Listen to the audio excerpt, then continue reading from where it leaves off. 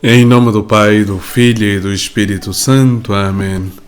A graça e a paz da parte de Deus, nosso Pai, nosso Criador, o amor e a ternura e a misericórdia de Jesus Cristo, nosso irmão e Redentor, a luz e a força e a santidade do Espírito Santo Paráclito Consolador, estejam convosco. Bendito seja Deus que nos reuniu na morte de Cristo.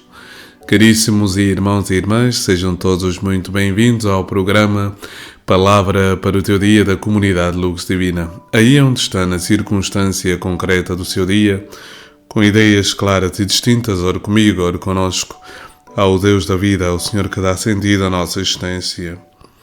Oremos. Vinde, Santo Espírito, e enchei os corações dos vossos fiéis, acendei neles o fogo do vosso amor e enviai o vosso Espírito, e renovareis a face da terra. Oremos, ó Deus que instruís os corações dos vossos fiéis com a luz do Santo Espírito, fazei que apreciemos retamente todas as coisas e gozemos sempre da sua divina consolação.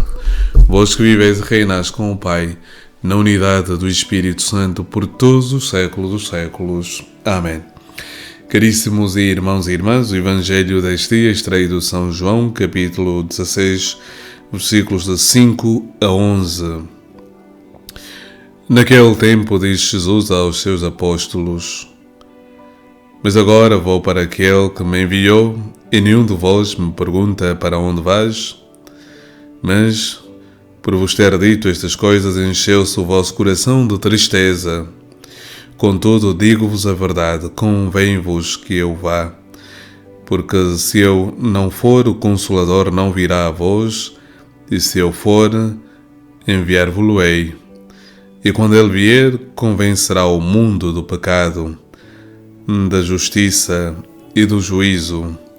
Do pecado, porque não creem em mim; da justiça, porque vou para o Pai e não me vereis mais; e do juízo, porque o príncipe deste mundo está condenado. Palavra da salvação. Glória a vós, Senhor, por este santo Evangelho. Perdoai-nos, Senhor. A alegria do Senhor é a nossa força. Caríssimos irmãos e irmãs, estamos na terceira parte dos discursos, ou do discurso de despedida de Jesus. Jesus, que na última ceia começa então a dizer aos discípulos que chegou a hora da sua paixão, da sua crucifixão, morte, ressurreição e ascensão ao céu. Jesus vai proclamando estas palavras. E no Evangelho de hoje nota-se claramente que os discípulos entram num estado de profunda tristeza. E essa tristeza é a consequência desta revelação feita pelo Senhor. O Senhor revela aos apóstolos, aos discípulos, do seu fim trágico do ponto de vista humano. E por isso mesmo, eles ouvindo e interiorizando estas palavras de Jesus, entram num estado de tristeza profunda. E podemos dizer que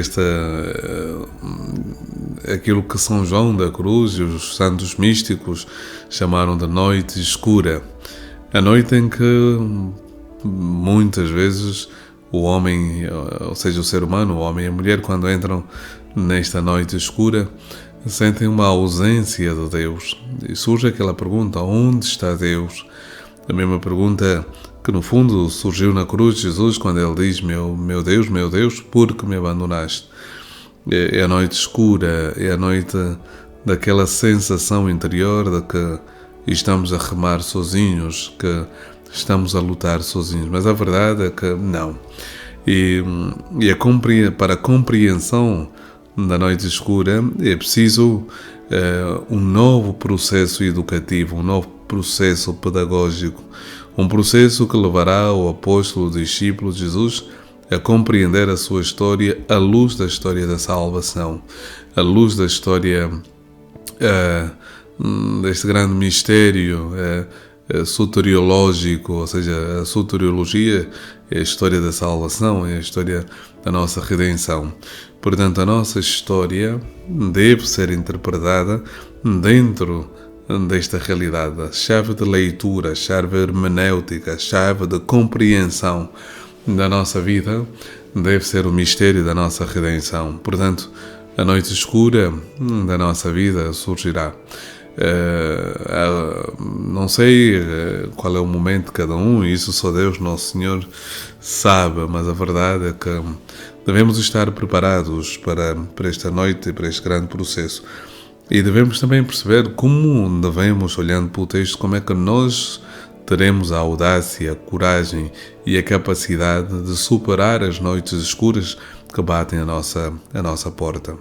Não é fácil, caro irmão e cara irmã, não é fácil. Mas a verdade é que, embora não seja fácil esse processo, contudo nós temos a certeza de que Deus caminha connosco, Deus está connosco, Deus é nosso auxílio, e portanto precisamos confiar na sua palavra, precisamos confiar em Deus. E o Senhor hoje então nos diz de maneira muito clara neste texto: mas agora vou para aquele que me enviou, e nenhum de vós me pergunta para onde vais, mas por vos ter dito estas coisas encheu-se o vosso coração de tristeza. Quantas vezes o nosso coração também está nessa tristeza, como eu disse, nessa noite escura. Tristeza que às vezes são infundadas também. Tristezas que às vezes são o resultado da falta de confiança na palavra do Senhor. Tristezas que às vezes são fundadas, mas que precisamos abandonar-se nos braços do Pai. E abandonar-se nos braços dele para que ele guie a nossa história, para que ele conduza a nossa vida. E sairmos deste estado de letargia, de inércia, e entrarmos neste dinamismo, nesta atividade, né, com o Pai. E ele diz: para onde? Mas continua então o texto: contudo digo-vos a verdade, convém-vos que eu vá, porque se eu não for, o Consolador não virá, e vos não virá a vós, e se eu for, enviar-vos-ei. Ou seja, a condição para que o Espírito Santo se derrame abundantemente sobre a nossa vida é que Jesus partisse para o Pai. Quero apenas recordar um facto e termino esta reflexão.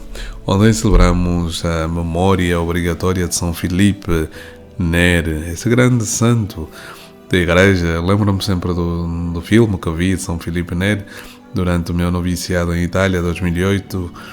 E lembra-me este filme, muito bonito, Paradiso, de São Filipe Neri. E algo interessante que sob maneira desperta a minha atenção, porque estamos nesta reta de celebrarmos o Pentecostes, é que São Filipe Neri recebeu o Espírito Santo de tal forma que ele sentia um calor, como diz em italiano, bruciando proprio, cioè il cuore, um fogo que queimava, consumia o seu peito, e tanto assim que ele sentia a necessidade de andar aqui sem o colo romano, abrindo um pouco aqui, porque sentia-se de tal forma inundado por este calor que é o Espírito Santo, e que ele sentia. E eu fico a pensar como Deus age na vida de cada um, e como o Espírito Santo é realmente esta força dinâmica, impulsionadora dentro da Igreja, na vida dos batizados, para vivermos uma experiência autêntica com o Senhor. Eu quero aproveitar e também pedir ao Senhor, neste momento, caro irmão e cara irmã, que cada um de nós possa fazer essa experiência de encontro com o Espírito Santo. Na Igreja falamos muito da Nossa Senhora, e ela é a nossa mãe, e a amamos com todo o coração.